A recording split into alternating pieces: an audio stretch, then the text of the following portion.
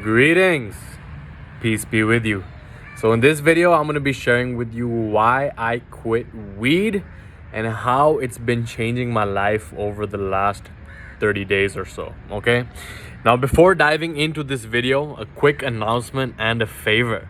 So for those of you that have been following this channel for a while, you know that we run something here called the Monk Mode Challenge, and the previous challenge is coming to an end. We are now on day number 29 and we will be launching again in this next week. Okay, now before I launch it, I need your help. Okay, if you can take 30 seconds to click the link below in the description, I will leave it in the comment as well. Just take 30 seconds to answer these two questions, but it's going to make sure that I can align and really include anything that you need to get to that next level of your success. Okay, the Monk Mode Challenge is a 30 days of missions every single day where we're coming together in a community, giving you the tools to really create lasting transformation in your life by developing the right habits, which really comes through developing the discipline. Okay, so you can click the link below, answer those two questions. It would really help me help you as well. Okay, now funnily enough, the last video I made on this, on why I stopped smoking weed, was the first reason I gave was because the Monk Mode Challenge was starting. I had to practice my discipline and understand this is not about smoking weed being bad. This is not about smoking weed being good. Okay, as I've mentioned previously on this channel, there is nothing good or wrong, good or bad in this world, right? There's only what works and what doesn't work given what it is that we intend to achieve. Okay, now the reason that I quit last month is because I noticed tendencies in myself that were going towards the line of escapism. Okay, I didn't like the way that I felt this unease within me, this just uncomfortability, this lack of clarity, and that was a tendency for me to go and blaze up a joint. Okay, now I will be sharing with you more benefits coming up, but I just feel the need right now to let you know that this is not about what you should do. Okay, this is about sharing my experience and you coming up with your own conclusions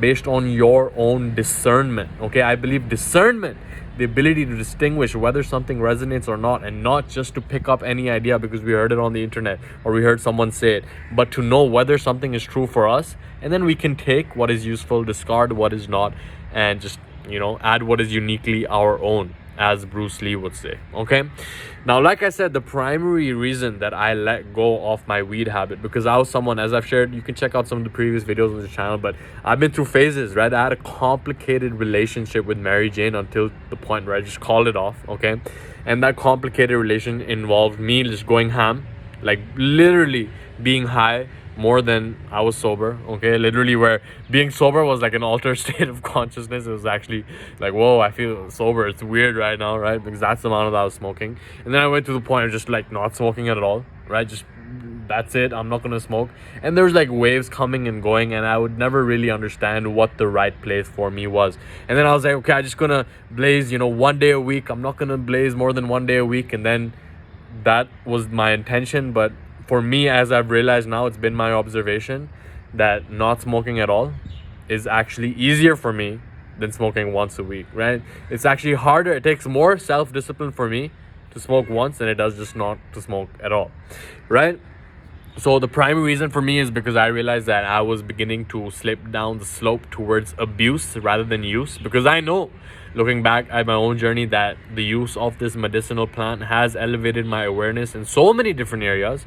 But it all comes down to awareness. Okay, awareness is the name of the game. We must know whether something is serving us or whether it is not serving us. And you know already in your heart of hearts whether this habit is serving you or not. Okay, and if you are at a crossroads and you find yourself confused, then that is an opportunity for you to really take a moment of silence and plug that into your awareness. Should I smoke? Should I not smoke? And really wait for the answer to come up as you contemplate the silence. Okay, the answer will come, and the choice is yours on whether you will follow through with it or not. Okay, so really that's what it comes down to at the end of the day. And as the Buddha said, he said that attachment is the root of all suffering. And I noticed myself getting attached to the tendencies of blazing. I would tell my friends, yo, weed makes nothing to do into something to do. And it's like, yeah, that sounds cool and it does make sense, but why do I have nothing to do, right? I have so much to do. I have such big goals. I have such big ambitions. And what we did, like, I remember I'm like, I have these big ambitions, right? And then I would get uncomfortable about them. I'm like, shit, I'm not living up to them. I'd have these expectations of myself. And that was the moment where I would go blaze up a joint, because it would allow me to accept the situation. I'm like, oh, it's all good. I don't need to do anything, right? Now, if you are familiar with the work of Dr. David R. Hawkins, he wrote a book called Letting Go and Power versus Force. He has a scale of consciousness. And I definitely believe that weed had a part to play in raising my consciousness, okay? Because I remember I used to be trapped at the lower levels of fear, of anxiety, of shame, of guilt. And when I would blaze up a joint, I would feel more at ease. I would feel more free. I would feel more like myself, strangely enough. And yes, it did play a part in raising my consciousness, but at this point in my journey, I know that in order to get to the next level, like, my vibration is naturally high and your vibration is naturally high, but it's all about letting go of the things that hold us back. And I realized in my journey that weed is something that was holding my vibration back, okay? An analogy that I heard someone use is that it's like if you're ever in a pool and you have that inflatable ball, right? You're pushing that ball down and you're pushing it down. It takes force, it takes resistance. But if you just let that resistance go, then the ball naturally elevates to the surface. In the same way, our vibration is naturally high, but when we are carrying on to emotional baggage that brings it down, there's just so much resistance that it actually holds us back from expressing who we really are. Okay, so your vibration is naturally high. And yes, I was relying on weed to raise my vibration to a certain point, but past that point, past the point of acceptance, to get to the higher levels of love, of peace, right? Of joy, I've noticed that that has been my recent frame of mind ever since I stopped. And yes, it was difficult in the beginning, for sure. But I'm going to share with you the 3 steps that I followed through with that allowed me to get rid of this habit for good. Now, what are the benefits that I'm experiencing? How is it actually changing my life? Well, first and foremost, the most evident benefit for me is that of my dreams. Okay, my dreams are way more vivid. I've been recalling them way more. And just as I've evolved in my spiritual journey, I've understood that dreaming is powerful. Okay, it definitely allows us to tap into different dimensions of awareness that I was not able to tap into when I was blazing all the time. I didn't have dreams, and this is something that objectively I've tracked ever since I've stopped smoking weed. I've had more rapid eye movement sleep, which is the sleep involved with dreaming as well. So that's an awareness over there. And just overall, my self-discipline is way more. Like, when I would blaze, I would be more likely to go down the path of munching on foods that I know aren't serving me, and I would always justify it. And yes, it would feel good in the moment. Okay, that's why I did it. It felt good in the moment. But when I assessed where it was affecting me over the long term, it was not doing me any good. Okay, because I would have these grand ambitions. I would have these great ideas. And come to think of it, I've gotten ideas while high that are currently still benefiting me in my life, like coming across books that I wouldn't have if I wasn't high. Like, come to think of it, I actually started on this personal development journey because I was blazed out one day and came across some book online, which I ended up reading. I think that book was Psycho-Cybernetics. So come to think of it, it has been a catalyst for my growth and improvement in so many different areas of life. But it's like, just what comes to mind right now is what the Buddha said about his teachings. He said his teachings are like a raft, right?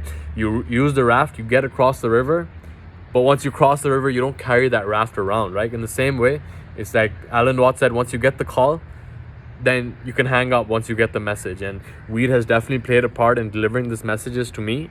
And I've definitely elevated my awareness to a certain point. But I think past that point, letting go of weed has been an essential component. Like I said, it's only been a little bit over a month.